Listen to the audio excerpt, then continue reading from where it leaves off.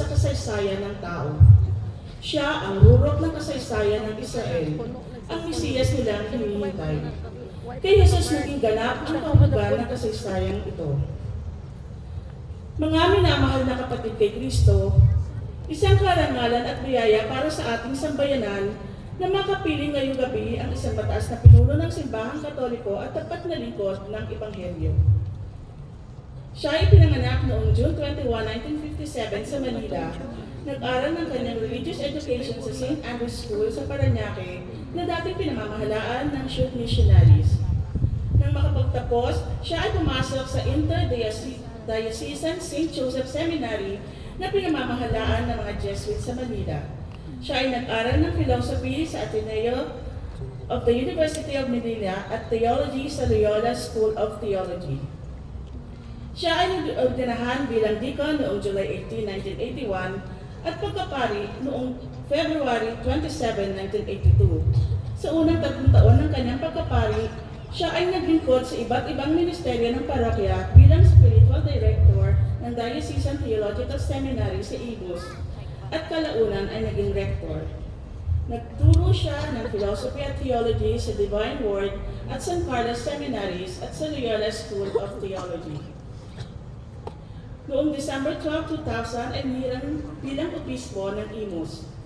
Binigyan tuon niya ang mga kabataan sa pamamagitan ng ebanghelisasyon sa pagbibigay ng lingguhang video broadcast ng mga liturhiya sa internet.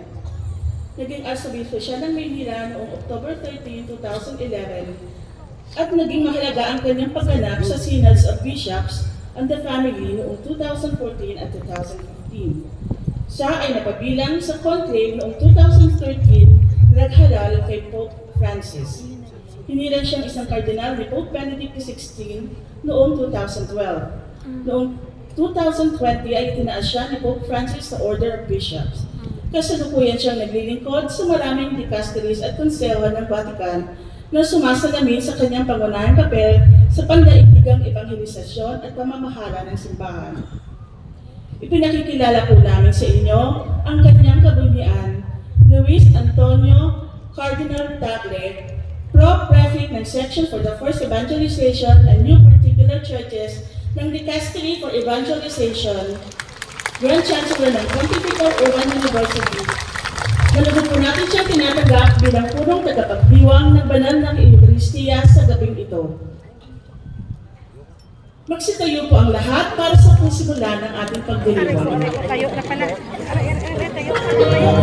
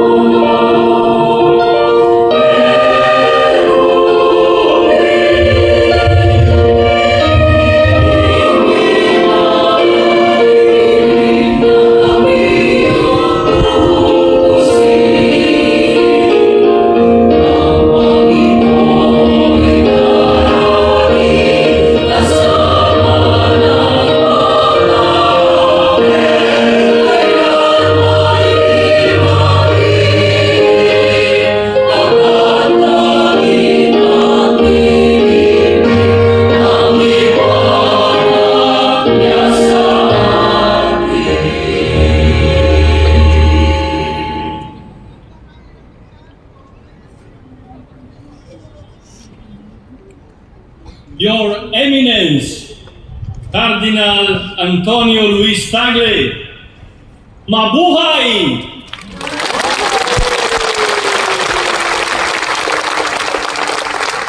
Welcome to the Parish of St. Mary's in Dubai. Welcome to celebrate Simbang Gabi with us. With the Filipino community, is extraordinary novena in preparation for Holy Christmas, which our Filipino faithful celebrate with truly an exemplary fidelity and commitment every year. They are a great witness to all our faithful. Your Eminence, welcome to the Apostolic Vicariate of Southern Arabia. Welcome to the largest parish in the world. We are truly happy to have you here this evening. Our Filipino faithful have been waiting for this moment for many years. This year, right today, a great dream, a great desire comes true. Finally, we have you with us for Simbang Gabi. Your Eminence, you are well known and loved by our Filipino faithful, and not only them. We all appreciate your ability to speak about Jesus, the heart of every man and woman, with simplicity yet in depth.